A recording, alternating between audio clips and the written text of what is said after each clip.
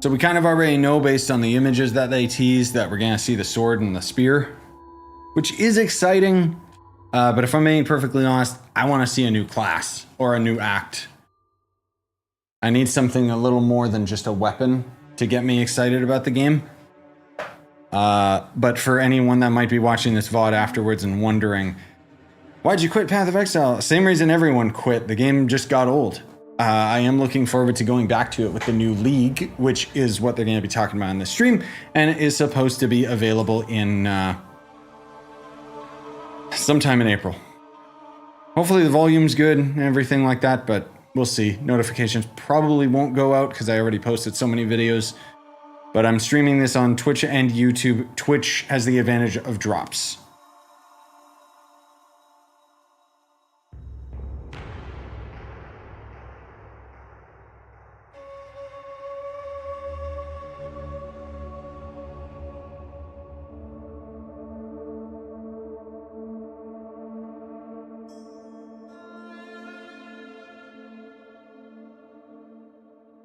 Yeah, hopefully YouTube's working properly, but we'll see.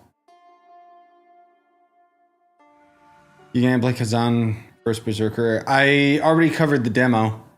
I don't know if I plan on playing the full game. Did it come out already? I forget. Hey, pure name. I'm Jonathan Rogers, Game Director on Path of Exile 2. Welcome to GGG Live. Well, it's been a little over 3 months since we launched Early Access, so it's about time for our first major content update. Today, we're going to show you an exclusive reveal of Path of Exile 2, Dawn of the Hunt, which launches on April 4th. Nice. Twitch drops are enabled on today's live stream, so make sure you follow the instructions below in order to claim your Executioner's Guillotine finisher effect. Now in today's stream, we're going to new class.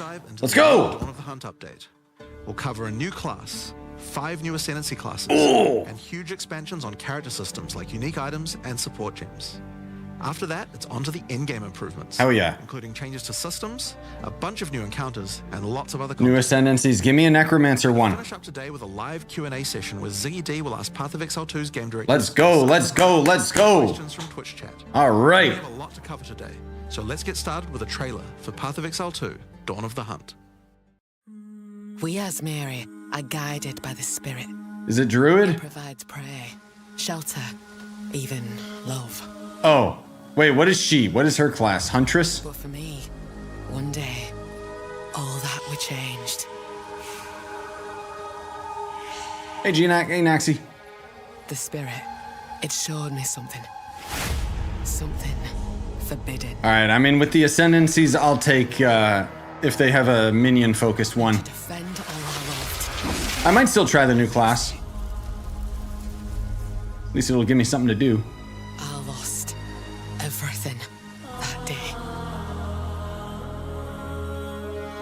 But fate weren't finished with me yet.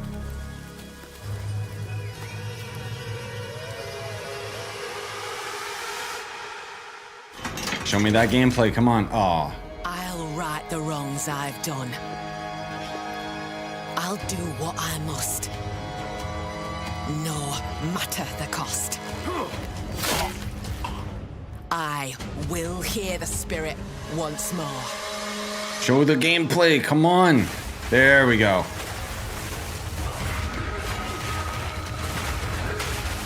Oh, okay. A melee slash ranged character. Spear looks dope as hell. Whoa, Spear looks dope as hell, dude. Oh, the mounts. Okay, guess they're finally throwing those in. I thought they were only gonna work with the bow, but... Monk but better? Yeah, I don't know. We'll have to see. But I might use a spear on my minions, possibly. We'll see. Mounts are only for her right now. Okay.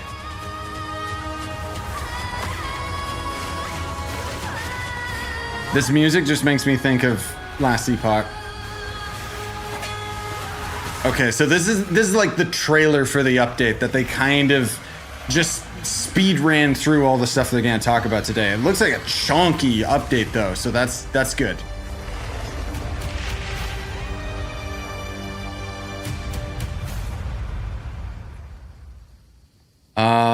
April 4th, 12 p.m. Okay. Now, as you can see, in Dawn of the Hunt, we're introducing the first new class since early access to POE2, the Huntress. The Huntress is a spear-wielding Asmeri warrior. Born into a society with strict traditions, she was exiled from her homeland after using the power of a skill gem to defend her village. As a dexterous spear user, she specializes in both melee and ranged combat, dashing into and out of battle. Spears have extended range and a short dash, but unlike other melee weapons, you can also throw them. In order to make a hybrid ranged and melee character work, she has a parry. A lot of thinking about ways to make it fun to both enter and exit melee range. I saw that. The first skill you will get as a Huntress is Whirling Slash. As well as striking in a circle around you, this skill creates a whirlwind that blinds your enemies. Leaving the whirlwind will make it explode. The more Whirling Slash is used, the bigger the whirlwind, and the bigger the explosion. That's cool. Once you're out of there, you'll want to follow up with something ranged. Whip your spear around to shoot twisters towards your foes. These twisters bounce off walls and can hit enemies multiple times. That's gonna be an endgame build. Also throw twisters inside a whirlwind to shoot out extra tornadoes that do way more damage. In her offhand, the Huntress will usually want to hold a buckler, which allows you to do a new skill, parry. Yeah. By holding down parry, your character will counterattack any incoming attack from monsters near you, stunning them. Oh. In addition, the monsters will take extra attack damage from your follow-up strike. Huh. Some specific skills are designed to be used after a parry and have extra effects. Disengage is a skill that does a quick jump back, damaging enemies in front of you, and it can be used to interrupt other actions, like dodge roll. If you use it against a parried enemy though, it causes an explosion and gives you a frenzy charge. Just be careful. If you parry too much, you're going to get stunned and possibly killed. Oh, right, because of the shield stagger. With Whirling Slash. Slash, parry, disengage. Hey, multi. You'll get an explosion from the disengage and the Whirling Slash. The Huntress also has a variety of elemental spear throw attacks. You could use Lightning Spear to bounce lightning between your foes. That's good clear. Or you could throw explosive spears into the ground. These spears take a while to detonate, but when they do, they'll incinerate anyone caught in the blast. That's probably gonna be a boss killer. Spear throws on the Huntress can also be empowered by frenzy charges. For example, explosive spears will do an even larger explosion and leave fire on the ground. And these empowered versions can activate even more combos. Using Whirling Slash over ground fire will suck it into the whirlwind, adding fire to the explosion. Using twisters inside a fire whirlwind will shoot out fire tornadoes as well. That's cool. Do similar combos with ice.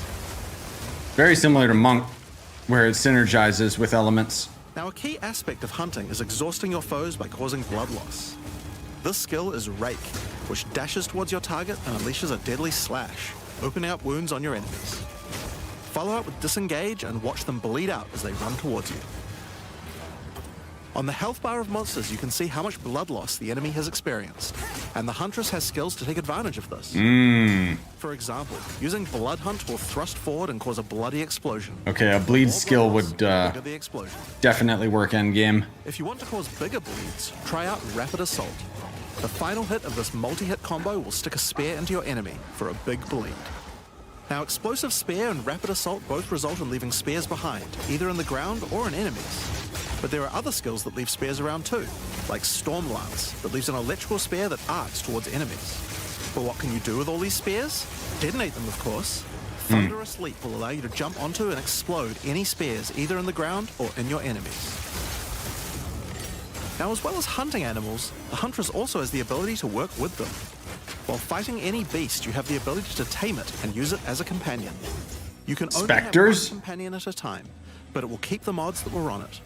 Try to find a rare beast with good mods to take full advantage of your ability to tame them. Okay, hold on. So is that locked to her? Because if that's just a unanimous ability, then that means that's Spectres. Melee gameplay worked for this class by having a huge amount of synergy between range. That's really cool either way.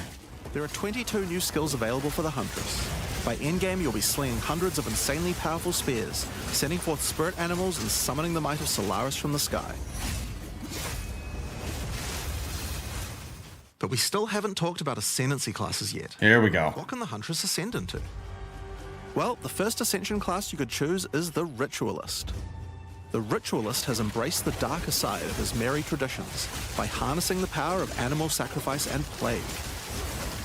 The Corrupted Life Force skill causes all enemies around you to grow volatile blood boils on their skin. When those enemies are slain, the boils will burst, spreading corrupted blood to all enemies around them. The Ritualist also excels in taking advantage of magical trinkets. The Unfurled Finger skill allows you to equip an additional ring. Oh no. Well, that's what everyone's gonna use. Mystic Attunement increases the bonuses of all the rings and amulets you have equipped. Are you kidding me? Now this is one of my favorites. As the Whispers Ask grants you a new skill, Ritual Sacrifice. Use the skill on the corpses of slain rare monsters to absorb the power in their blood, to give you one of their modifiers for a short time. Oh. Yeah. Specialize further into Ritualistic Sacrifice. People will definitely just go for the belt ring meta just got even more crazy.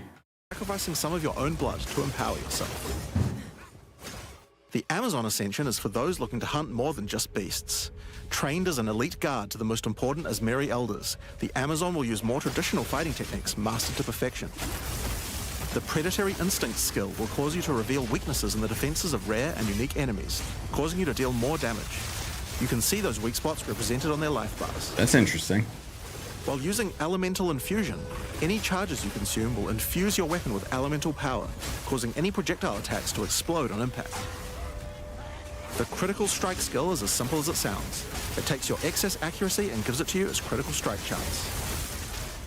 Additionally, you have skills like Mystic Harvest, which allows your elemental damage to leech life, and Asmeri Brew to be able to use either flask to restore both life and mana. Yeah, that's neat. So those are the 2 new Ascendancies for the Huntress. But those are not the only Ascendancies in Dawn of the Hunt. Here we go, come on. We've added a new Ascension class for 3 of the other existing classes too. Please, for my witch.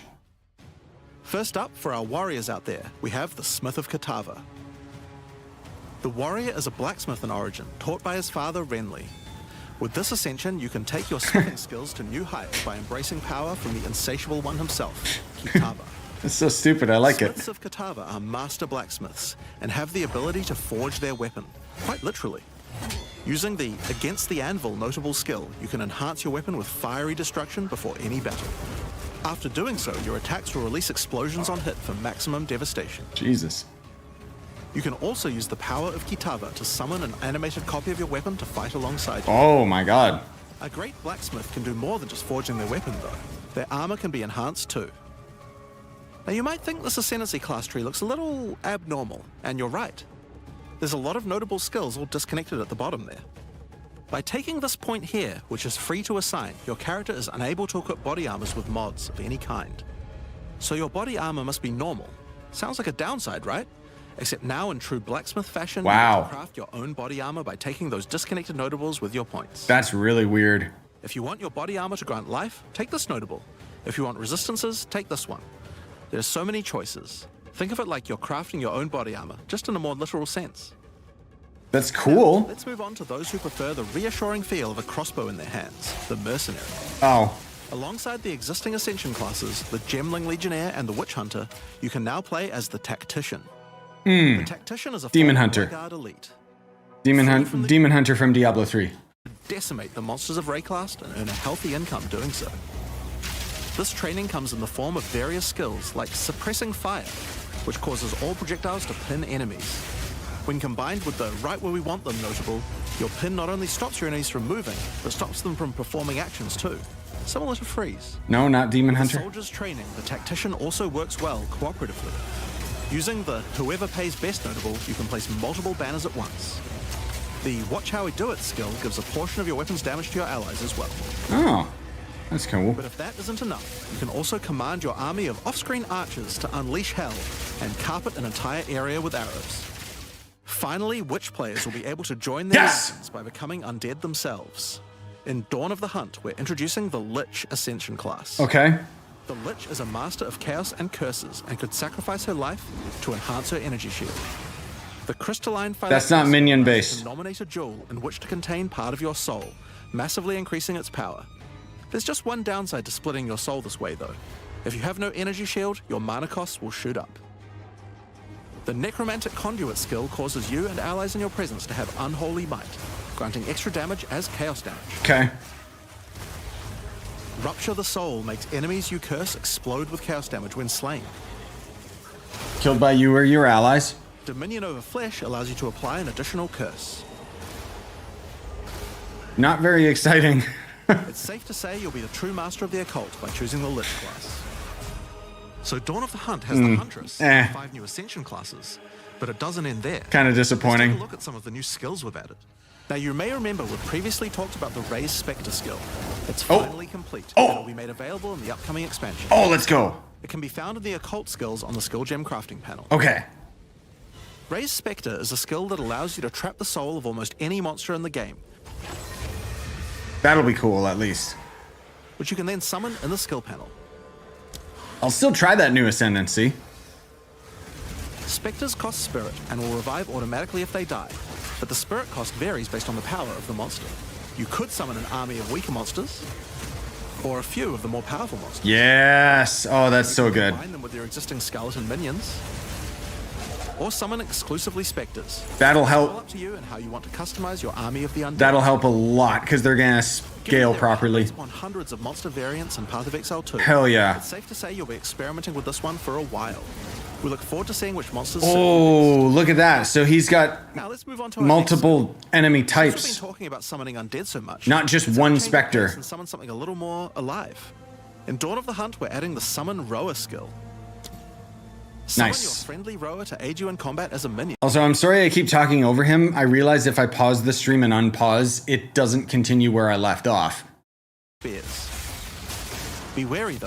If you take too much damage while riding your mount, you can be knocked off and get overwhelmed. Spectres is enough to bring me back. As falling off the mount can mean almost certain death. On the topic of new ways to enhance your character, let's talk about support gems. Support gems are used to modify your skill gems in meaningful and interesting ways. Currently, we feel that a lot of builds have insufficient options here. Yes. To alleviate this, we're adding over 100 new support gems. Oh, let's go. Hema crystals will enable a new kind of bleed build, turning the damage over time you would have done into explosive Vile crystals. Ooh. Alignment is a support gem for bow attacks, which can reward skilled players with good positional skills. Caltrops will allow you to litter the battlefield with hazards, slowing your foes as you fling spears through their ranks. Dude. But there's plenty more for every playstyle, such as Enormity. Minions and support skill have increased size. Minions support, yes. Profanity.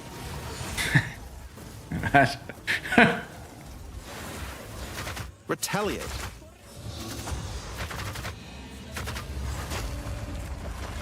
Wow. Goes Syzygy. Yep, that's a real word. These are dope, actually. Many more.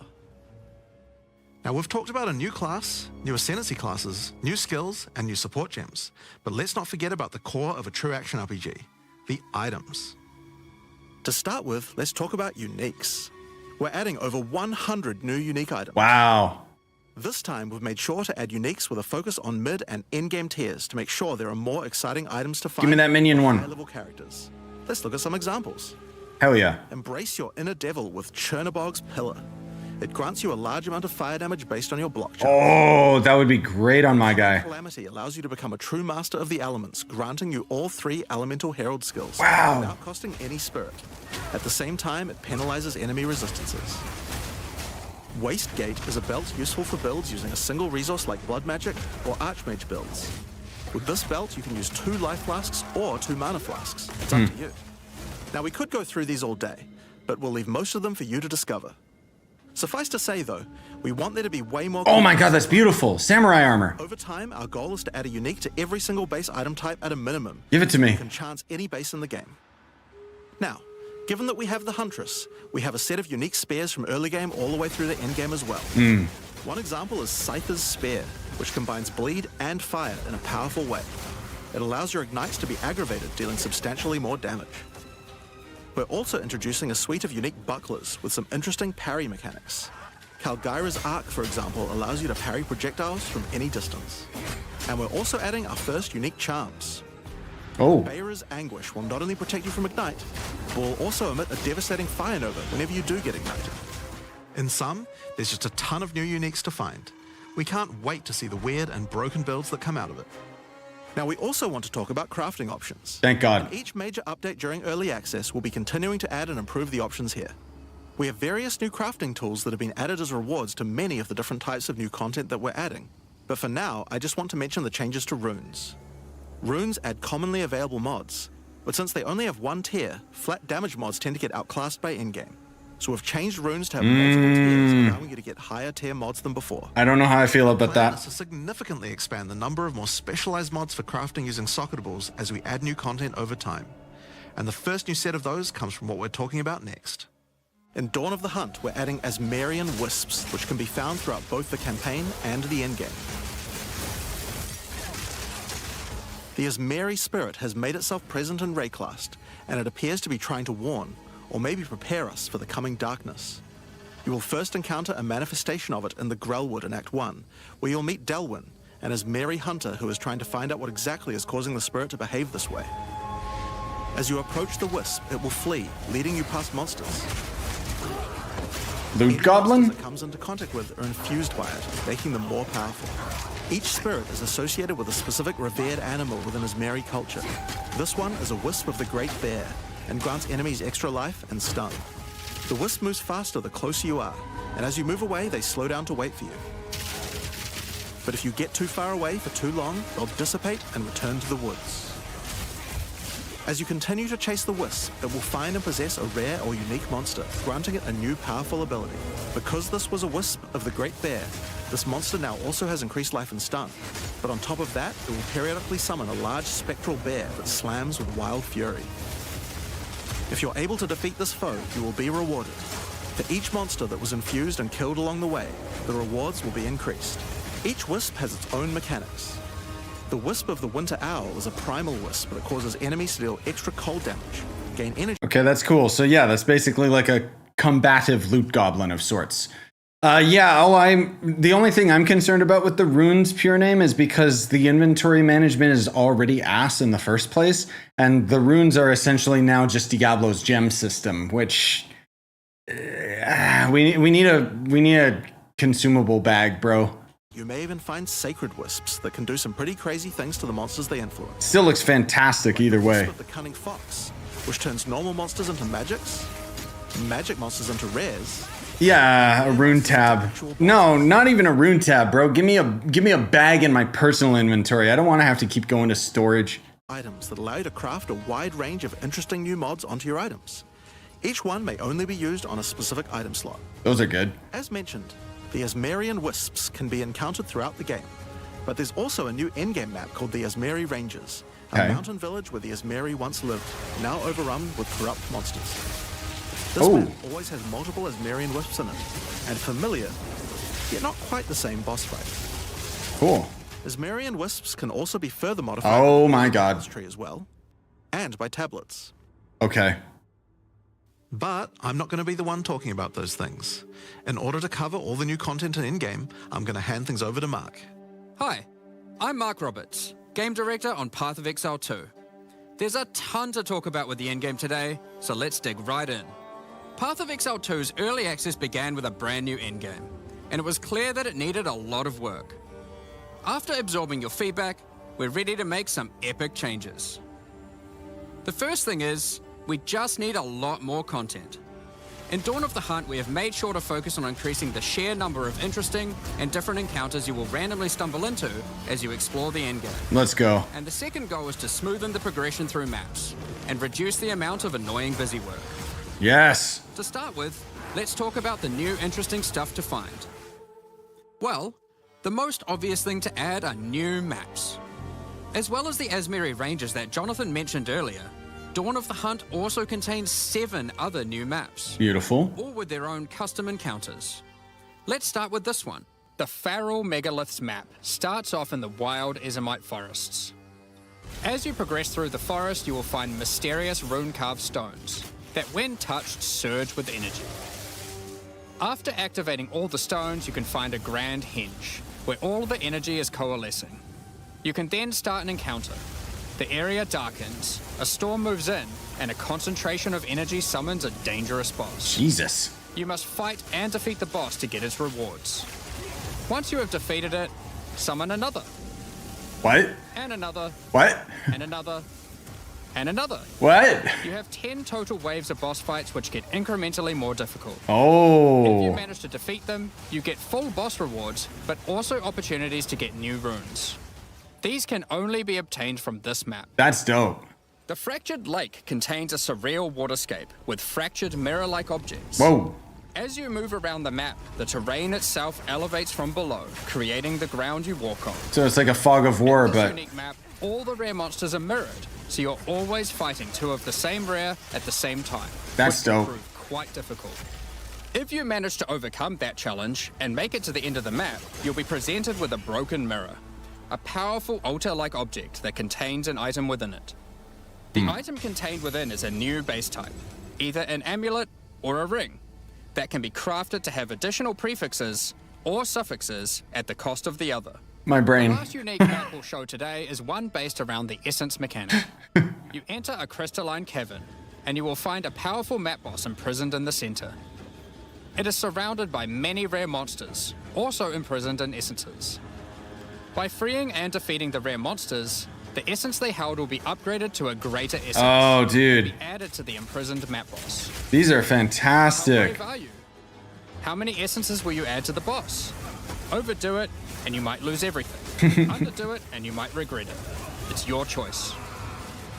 Can't wait to get one Speaking of shot. essences, alongside visual improvements, you're now able to apply Varlorbs to corrupt the essences. Whoa. With a range of unpredictable outcomes. It could increase the number of essences, re-roll all the essences to the same type, or even upgrade the essences to greater essences. Okay, actually something for the What if they're already greater essences? corruption orbs to actually be useful You on. can upgrade those too. We Jesus. have 4 new corrupted essences. Essence of Hysteria, Delirium, Horror, and Insanity. Actually useful item now. Each corrupted essence has its own interesting combat mechanics. For example, the essence of Insanity causes you to question even your own mind, as monsters split into shadowy clones, and you must locate the real one before a devastating icy explosion freezes everything around it. That sounds annoying. Each of these has their own crafting outcomes. The essence of Insanity can be applied to a belt. It adds a mod that will ensure the next Varlorb used on the belt will guarantee adding 2 enchantments. Jesus. It's worth noting all the essences in the unique map can also be corrupted too, if you're willing to risk it. It's worth noting we have also added 10 extra Atlas passive points you can earn by completing 5 different unique maps. Now, new maps are just the beginning. We had a goal where we wanted to make sure you were constantly finding exciting new content, and that it could be lurking around any corner. So, we have added a bunch of new things that you could stumble into in any map you run. On your travels, you will sometimes encounter rogue exiles. Others like you who have been exiled and are openly hostile. What? Some are malicious, some are mad, while others are simply fiends for loot. They will challenge you, a fight to the death. That's so cool. They use the same skills available to players, and even the same items. They aren't just dressed up in those items, they're actually using them. Wow. It's going to feel like a true player versus player situation. But it's not. Of course, if you are able to slay these exiles, those items will all drop on the ground. Oh, If you snap. encounter an exile using a powerful or valuable unique item, which you can see displayed under their life bar, you want to be damn sure you kill them. Because if they kill you and your party, they'll portal out taking their items with them. Also, look at that. Feel completely different depending on the items. Map they portals remaining. So they fixed Exiles maps. are much smarter than your regular. So you can res They 6 have times. Abilities to dodge roll, avoid your abilities with smart pathfinding, smart targeting, and much more action-packed gameplay. That's cool. I like that. Fortunately, they're like you, and they're not super durable. Unless, of course, they're wearing uniques like Helm's Heart, in which case, expect a longer battle. Why can't I one-shot them? Different rogue exiles you can find, each with their own skills and personalities. They'll one-shot me. Some may insult you, while others may admire your honor in combat. Another encounter you might stumble onto in Dawn of the Hunt are one of 4 new unique strongboxes. Strongboxes are chests with modifiers. When you try to open them, they activate traps and spawn waves of monsters that you must defeat to access the loot. And they suck. Let's take a look at 2 of the new unique boxes that are harder to find and behave just a little bit differently. The Ogham's Legacy Strongbox has a corpse splayed out in front of the rune-carved stone. Upon interacting with the stone, you activate Forbidden Ezomite magic, which revives the monster as a powerful rare. The Strongbox comes with a modifier which determines how many times it will revive that rare. Each time you defeat the monstrosity, the Strongbox revives it again, adding an extra modifier to the monster. That's neat. With each resurrection, it becomes more difficult, but also more rewarding. This Strongbox is infused with Thaumaturgy from Ancient File technology. Yeah, later, pure name. Shell's Torment has a powerful artifact inside, and is guarded by Chaos itself. I mean, either way, phenomenal looking update. Corrupted outcome. You'll have to find the other 2 for yourself to see what they do. Gamble. Now, let's talk about the introduction to the endgame. Upon starting the endgame, Doriani tasks you with cleansing corruption to help restore the land. However, in practice, the quest objective just sent you on a grind to clear 15 maps. Yes. We wanted to make the quest to unlock your Atlas passives much more interesting. Now, Doriani is tasking you with a more specific objective. On the Atlas, you will find areas of corruption caused by the beast. In the center of each one, you will find a corrupted nexus, the source of the affliction. In the areas leading up to the nexus, you will notice that corruption spills out from slain enemies and amalgamates into powerful monsters. Corrupted maps existed on the Atlas before, but we've done significant work on improving these monsters. We've also done a full pass on the modifiers on these maps to make them more interesting and more rewarding. Once you reach the nexus, you will have a new task: cleanse the source of corruption. When you defeat the last rare in those maps, they will spawn one of 3 terrifying bosses, amalgamations of corruption itself. That looks cool. After defeating that boss, Doriani will come and cleanse the corruption for good. As the remains of the boss are purged of corruption, it coalesces into raw crystallized power, which you can use to gain points for your Atlas passive skill tree. Oh. The upgrade system that allows you to add and enhance content in your maps. We didn't stop there though. When you complete a corrupted nexus, all of the remaining surrounding corrupted maps will become cleansed maps. Cleansed maps also have new monsters, a new boss, Dope, dude. and their own set of modifiers and rewards, Hell yeah. including finding fracturing orbs by slaying cleansed enemies.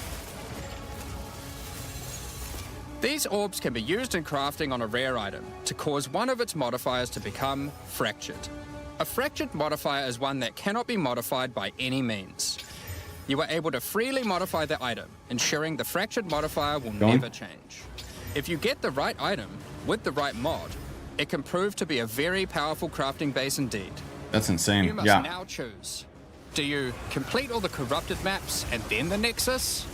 Or maybe you beeline to the Nexus, complete it, and do all the remaining maps cleansed.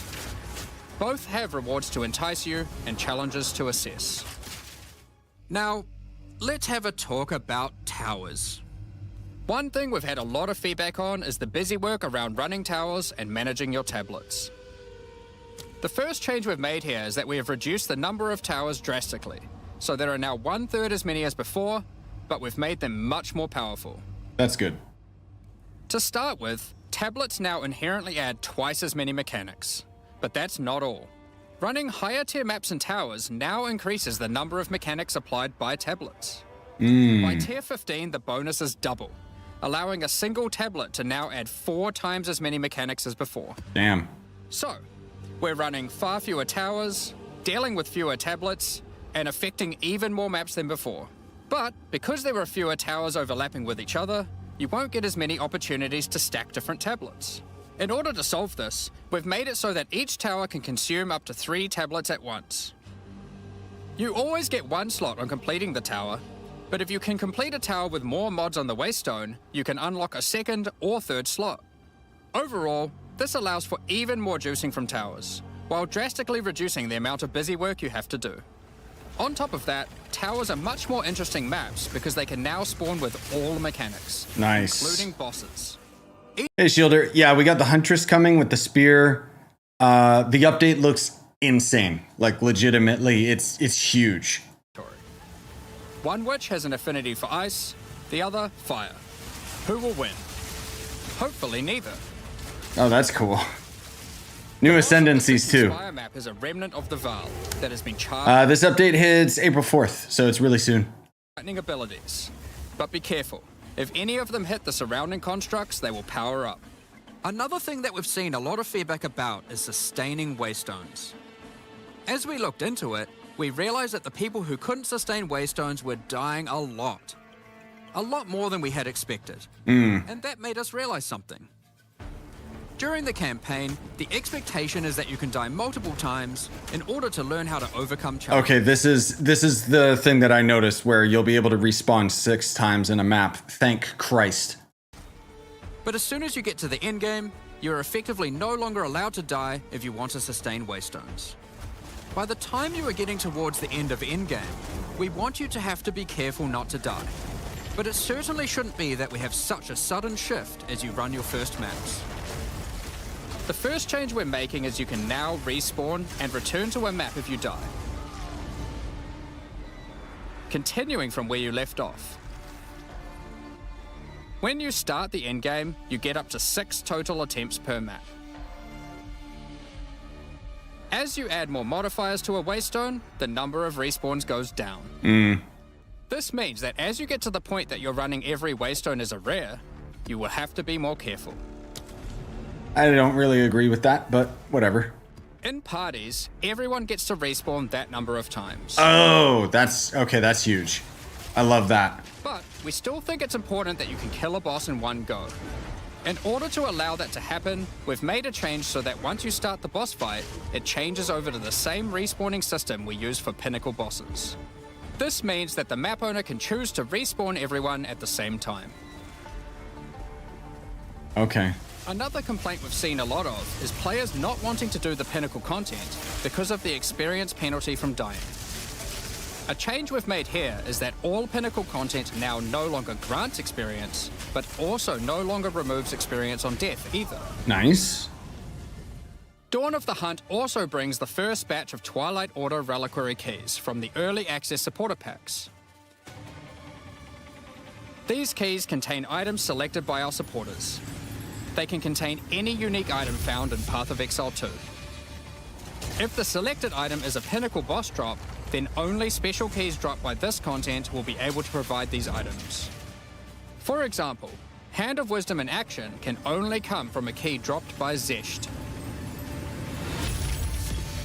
We're also making a change that allows pinnacle boss uniques to drop at any difficulty.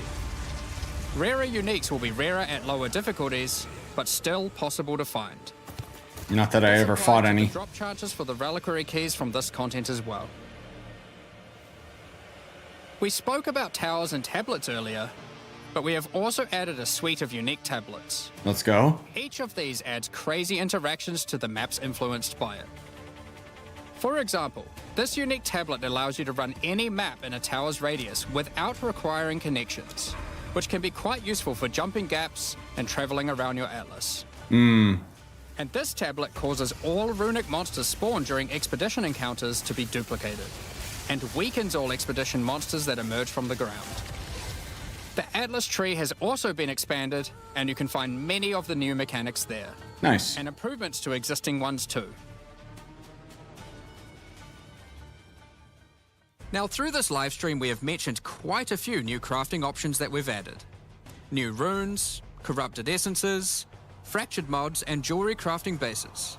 But we did have just one more crafting system to talk about. Recombination. Expedition was the only in-game mechanic that was lacking a crafting system, so that needed to change. Recombination is a mechanic that might be familiar to some players. It Not allows me. you to merge 2 items together, hoping to get the best elements of each on a single new item. Oh, okay. This new crafting bench will be unlocked as you complete your first expedition, and requires artifacts found during expeditions to fuel it. That's neat. The rarer the mods on the item you are combining, the more expensive the cost. That wraps up all the major in-game changes we're talking about today. With all the system changes and new content, we can't wait to get in there, start blasting maps, and obliterating monsters. There is one more thing we wanted to clarify before we move on, which is that all the content we've talked about today will be made available in the existing early access leagues, so you can play your existing characters. Oh. However, there will be new leagues made for those who wish to start in a fresh economy. Yes, me. It is recommended to start over and get the full new experience in the Dawn of the Hunt leagues. For all our existing early access players, we're really looking forward to joining you playing in this new update. For those who don't already have access and are interested in playing Path of Exile 2, Dawn of the Hunt, you are able to at any time purchase an early access supporter pack at www.pathofexile2.com. Additionally, the Paladin and Penance supporter packs are now available to purchase in Path of Exile 2 and contain 6 microtransactions each and the full pack's face value in points. All the microtransactions contained within these packs are purely cosmetic and do not affect your character's power or progression in any way. Thank you so much for your ongoing support. Those are even more expensive We're packs. just about to start the Q&A with Ziggy D. With release at the end of next week, our community team will be posting crucial information you'll need for the release. Keep an eye on the news. On release weekend, we expect to launch the new mystery box and many new microtransactions, including Path of Exile 2's first alternate skill effects. Oh. Thanks for joining us today and checking out our latest developments. We're looking forward to playing the Huntress, trying new builds, and exploring the new endgame next week. We'll begin the Q&A shortly, so please get your questions ready. All right, I'll just mute it. Okay. So yeah, to summarize, Shielder, what was it? So we've got the Huntress, which comes with a spear and a buckler. Obviously, she has her Ascendancies, one of which allows you to equip a third ring, and also buffs the existing rings that you have or something, so it's clearly going to become a new meta build. And then they added 3 new Ascendancies to the existing classes. The Warriors got like a smithing class. What was the other one? The Mercenary, so you guys will be able to put down stationary turrets and stuff, similar to the Demon Hunter in Diablo 3. And then for my Witch Necromancer, they've got like a new, the third Ascendancy, which isn't minion focused, which is disappointing. It's just chaos focused, but whatever, I'll still try it out. They're adding like 100 new uniques, and that's kind of the big thing that's going to iron out a lot of the kits. They've also added, I think, 100 support gems or something that, again, is going to iron out a lot of the kits. I saw a couple in there that were really good for minions. Spectres are finally coming into the game as well, so that's going to be huge for me and actually make my minions useful. But yeah, I mean, overall, it just looks like an insane update packed with tons of content. They've ironed out maps a lot. They've ironed out a lot of the existing classes. I'm not exactly excited about the Huntress by any means, and the Spear looks cool as a melee ranged hybrid weapon. But generally speaking, I was hoping it would be the Druid or something. But even having the Spectres and the amount of support gems and new uniques that are there, that's going to be enough for me. The Blacksmith looked really funny, though, where he actually like forges his weapon. And in the Ascension tree, he's so weird, where you have an ability where you can no longer equip armor that has any set values on it, because instead you can just choose one of the Ascendancy abilities that specifies what stat you get. Like I saw one of them was like something like 75% stun resist or something. So I don't know if it's going to end up equaling better than just having like normal gear. But a lot of stuff that they showed, like one of them was like you do fire damage equal to your block percentage. So that's like 75% or something like that. Or that's pretty nuts. Either way, yeah, looks exciting as hell. Can't wait to go back to it. But that's going to do it for me for this stream, guys. I might do a short video that summarizes all of the stuff that they ended up talking about, but I kind of got to go through it again and see what there was. In any case, I hope you guys enjoyed